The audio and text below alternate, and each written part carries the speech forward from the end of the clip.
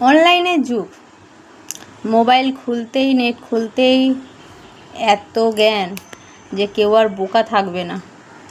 সবাই সব জানে, ভালোবাসা চলে গেলে কি হয়, মানুষ অ্যাভয়েড করলে কি হয়, কি করতে হয়, এক্সেট্রা এক্সেট্রা এক্সেট্রা, মানে আরও কত কি আছে। সব রকম জ্ঞান খুললেই পাওয়া যাবে, প্রত্যেকটা প্রোফাইল থেকে জ্ঞান পাওয়া যাবে।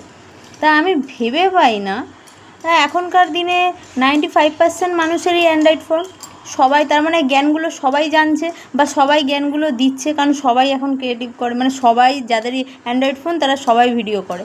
তো এদের মধ্যে কারা পাপী?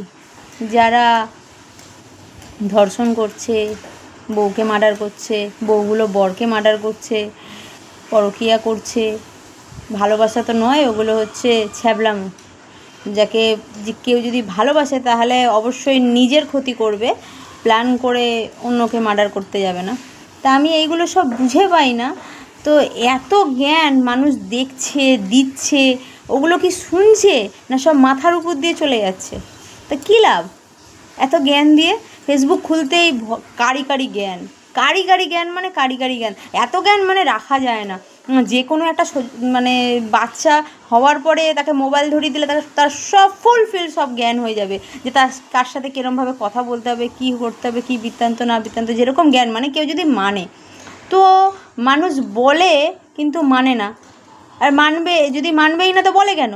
আমি তো ভেবে পাই না মানুষের।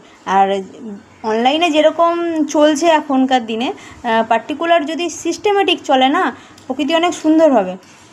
আর আনসিস্টেমে চললে যেরম যাচ্ছে সেরম ভোগে যাবে।